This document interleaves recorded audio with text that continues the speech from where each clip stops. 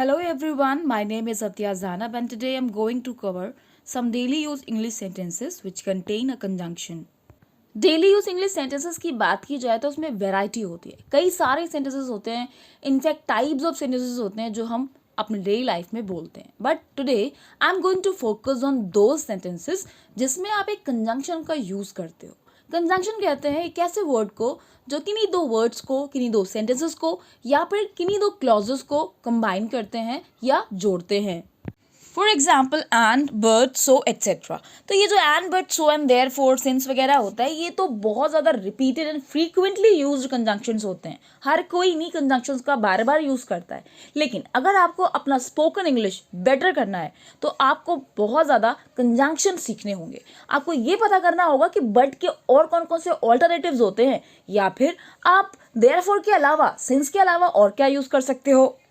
So overall मैं इस video में कई सारे कंजंक्शंस को कवर करूंगी, उसकी मीनिंग्स आपको बताऊंगी, एक कंजंक्शन के कई सारे ऑल्टरनेटिव्स बताऊंगी और साथ साथ ही आपको सेंटेंसेस की प्रैक्टिस भी कराऊंगी. तो इस वीडियो से आप ना सिर्फ अपने स्पोकन पार्ट को यानी अपनी कम्युनिकेशन स्किल्स को इम्प्रूव करेंगे, बल्कि आप ग्रामर पे भी कमांड हासिल करेंगे, क्योंकि ये चैप्टर कंजंक्शंस ग्रामर का भी तो पार्ट होता है. ग्रामर में हम क्या पढ़ते हैं? सारे parts of speech, active, passive voice वगैरह. तो पार्ट्स ऑफ स्पीच में एक पार्ट ऑफ स्पीच कंजंक्शंस होता है. तो कुल मिला के this video is going to boost your communication skills as well as your grammar. Without wasting time, let's get started. सबसे पहला कंजंक्शन जो हम कवर करेंगे वो है बट. बट का एक मीनिंग आपको अपने बचपन से पता है, जो कि होता है लेकिन. फॉर एग्जाम्पल, राम और श्याम अच्छे दोस्त हैं लेकिन वे एक दूसरे से लड़ते रहते हैं. So Ram and Shyam are good friends but they keep on fighting with each other. वो समझदार तो है लेकिन गरीब है. He is very intelligent but he is poor.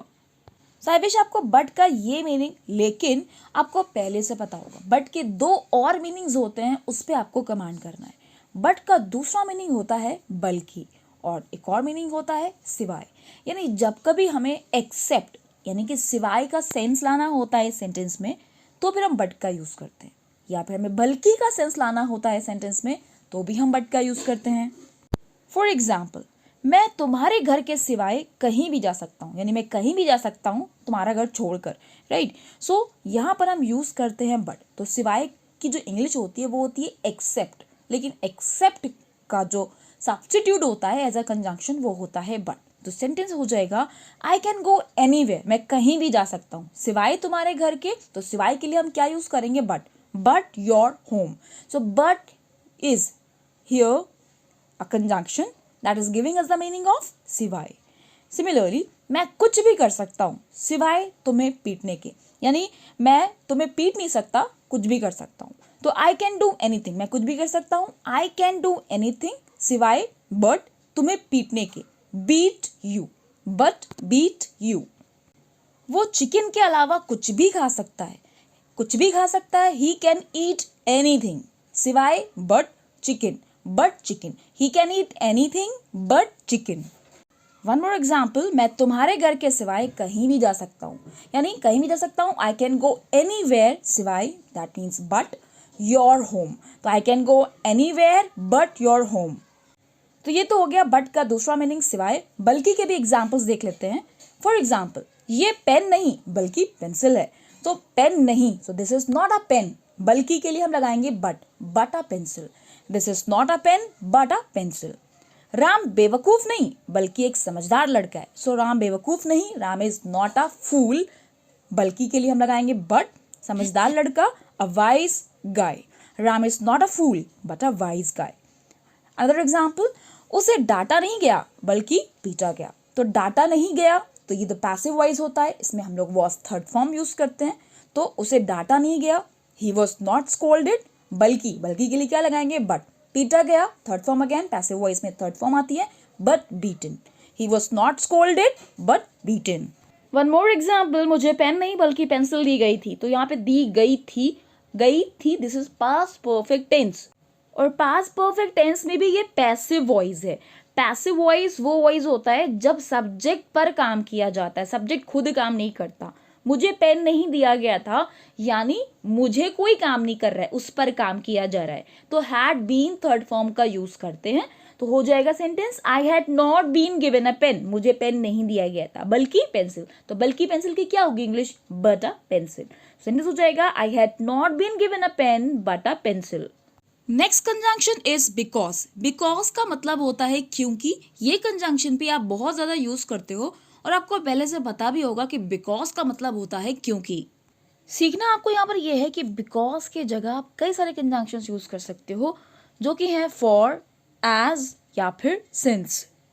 तो यहाँ आप कंफ्यूज मत होइएगा कि मैम फॉर का मतलब तो होता है के लिए, जो कि एक प्रेपोजिशन होता है। आप बिल्कुल सही सोच रहे हो, फॉर का मतलब के लिए होता है। फॉर एग्जाम्पल, मैं मैरिज पार्टी के लिए तैयार हो रहा हूँ, I am getting ready for a marriage party. तो इस सेंटेंस में फॉर एक प्रेपोजिशन है जिसका मतलब है के लिए। हम यहाँ बात कर रहे हैं फॉर एज अ कंजंक्शन जिसका मतलब होता है बिकॉज।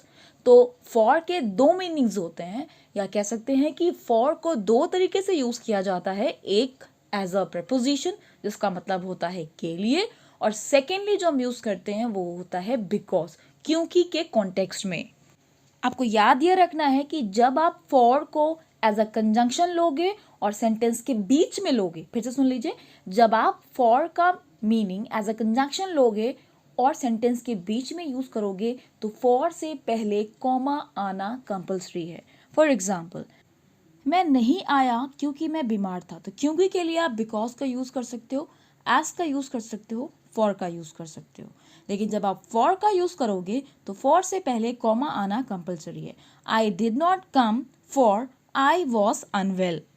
अब यहाँ पे एक बात आपको सीखनी है, बिकॉज से कभी भी कोई सेंटेंस स्टार्ट नहीं होता है। अगर आपको कोई सेंटेंस इस तरीके से दिया गया है, क्योंकि मैं बीमार था इसलिए मैं नहीं आया, तो सेंटेंस क्योंकि से स्टार्ट हो रहा है और आपको पता है कि क्योंकि की इंग्लिश बिकॉज होती है, लेकिन हम इस सेंटेंस को बिकॉज से नहीं स्टार्ट कर सकते हैं। क्यों?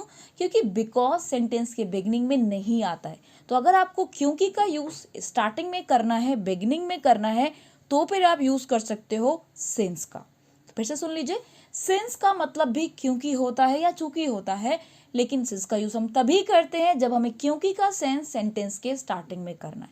आप एज और फॉर को भी सेंटेंस के स्टार्टिंग में यूज कर सकते हो, लेकिन सिंस का यूज कभी भी सेंटेंस के बीच में नहीं होगा। फिर से सुन लीजिए आप, बिकॉज का यूज सेंटेंस के बिगिनिंग में नहीं हो सकता, सिंस का यूज सेंटेंस के बीच में नहीं हो सकता, और एज फॉर आपके सेंटेंस के बीच में भी आ सकता है और सेंटेंस के बिगनिंग में भी आ सकता है।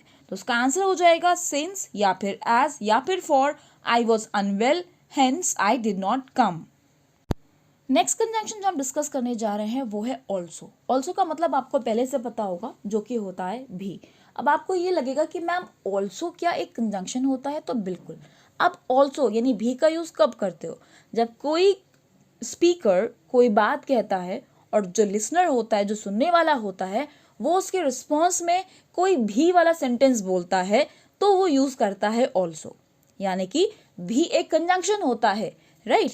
कब आप यूज करते हो? जब आपको रिस्पॉन्स देना होता है किसी के बोले हुए सेंटेंस का। फॉर एग्जाम्पल, मैं भी अच्छा हूं, तो मैं भी अच्छा हूं भी आपको क्या सजेस्ट कर रहा है? यानी किसी ने कहा होगा मैं अच्छा हूं तो आप उसका रिवर्ट कर रहे हो, मैं भी अच्छा हूं। तो भी इज ऑल्सो अ कंजंक्शन। इसके अलावा, क्या तुम भी वहां नहीं थे? तो ये भी एक रिस्पॉन्स है, यानी भी आपका कंजंक्शन भी होता है। अब यहाँ पे आपको सीखना ये है कि ऑल्सो का मतलब भी होता है जिसको हम यूज करते हैं, लेकिन ऑल्सो के कई सारे ऑल्टरनेटिव्स होते हैं जो आप यूज कर सकते हो, और ये सारे ऑल्टरनेटिव्स होते हैं even, either, TOO as well.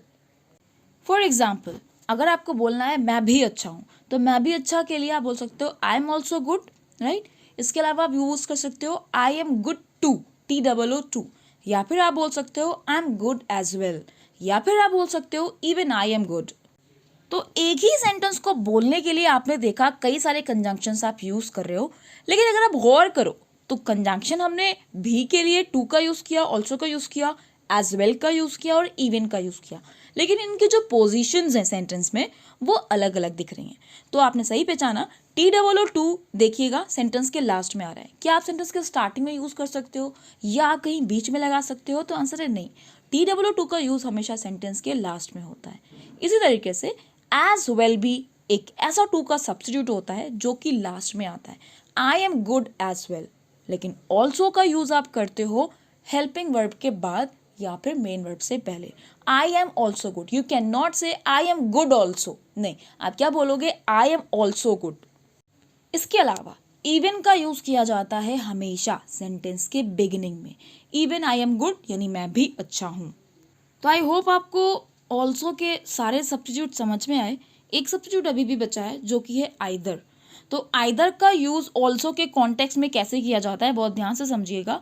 जब कभी भी आपको कोई ऐसा सेंटेंस बोलना हो जिसमें भी आ रहा हो, ऑल्सो का सेंस आ रहा हो, लेकिन वो नेगेटिव सेंटेंस हो, यानी कि उसमें नॉट लगा हुआ हो, तो उस सेंटेंस में आप आइदर का यूज कर सकते हो, वो भी सेंटेंस के लास्ट में। फिर से सुन लीजिए, अगर भी वाले सेंटेंसेस आपके पास नेगेटिव हैं तो फिर आप दो कंजंक्शंस का यूज करिएगा, या तो इवन का या फिर आइदर का। लेकिन इवन का यूज अभी मैं आपको पहले ही बता चुकी हूँ, सेंटेंस के बिगिनिंग में होगा।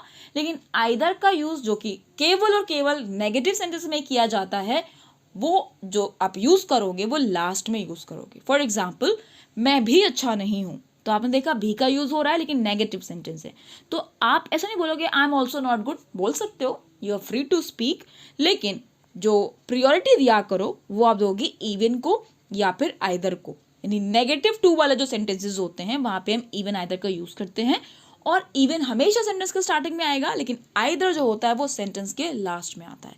तो इंग्लिश हो जाएगी इसकी even I am not good, या फिर आप बोल सकते हो I am not good either.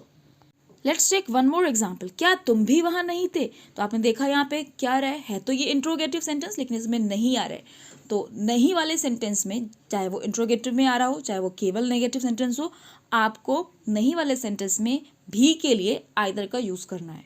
Were you not there either.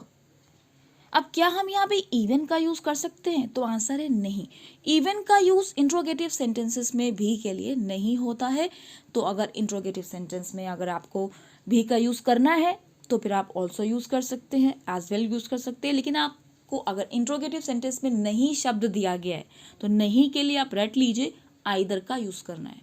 तो कुल मिला के मैंने आपको बताया, नहीं के लिए आइदर या फिर आप इवन का यूज करते हो, लेकिन अगर इंट्रोगेटिव नेगेटिव सेंटेंस है तो फिर आप प्रायोरिटी दोगे आइदर को, यानी केवल क्या यूज करोगे, आइदर। वन मोर एग्जाम्पल, मैं भी फल पसंद नहीं करता। तो देखा आपने यहाँ पे क्या आया है, नेगेटिव सेंटेंस है, भी आया है। तो अभी मैंने आपको बताया भी के लिए नहीं वाले सेंटेंस में हम या तो इवन या फिर आइदर यूज करते हैं। तो आपका आंसर हो जाएगा I don't like fruits either, even I don't like fruit. So even कहाँ आता है, सेंटेंस के बिगिनिंग में, और आइदर कहाँ आता है, सेंटेंस के लास्ट में। नेक्स्ट एग्जाम्पल इज वे भी मेरे साथ नहीं है। तो आपने देखा यहाँ पे नेगेटिव सेंटेंस है। Again we have two options, या तो हम आइदर यूज कर सकते हैं या इवन यूज कर सकते हैं। आइदर सेंटेंस के लास्ट में आएगा, इवन सेंटेंस के बिगिनिंग में आएगा। They are not with me either, या फिर आप बोल सकते हो even they are not with me. Next conjunction is so. So means होता है इसलिए, राइट। तो सो के कई सारे ऑल्टरनेटिव्स होते हैं जो आपको याद करने हैं। वो होता है hence, henceforth, that's why, therefore, that's a reason। तो इसलिए के लिए आप कई सारे कंजंक्शंस का यूज कर सकते हो। फॉर एग्जाम्पल, मैं गया इसलिए तुम आए। तो मैं गया सेकेंड फॉर्म आएगी, सिंपल पास्ट टेंस है, आई वेंट। अब इसलिए के लिए आप कई सारे कंजंक्शंस यूज कर सकते हो, सो या फिर hence, henceforth, that's why, that's a reason. और तुम आए की इंग्लिश क्या होगी, यू केम। तो आई विश आपको ये समझ आ गया होगा कि सो के कई सारे ऑल्टरनेटिव्स होते हैं। Next conjunction that we are going to cover is as as. As का यूज करते हैं जब हमें किसी सेंटेंस में किसी क्वालिटी को दो लोगों के बीच कंपेयर करना होता है। उतना जितना, उतना लंबा जितना Amit, as tall as Amit. उतना छोटा जितना Rakesh, as short as Rakesh. उतना बड़ा जितना तुम्हारा घर, as big as your house. यानी कई सारे सेंटेंसेस हमें अपने डेली लाइफ में बोलने होते हैं जब हम दो लोगों में या दो चीज़ों में किसी क्वालिटी के बेसिस पे कंपैरिजन करते हैं। तो वहाँ पे यूज़ किया जाता है एज। जो क्वालिटी आप कंपेयर कर रहे हो वो एडजेक्टिव आप लगाओ, उसके बाद एज।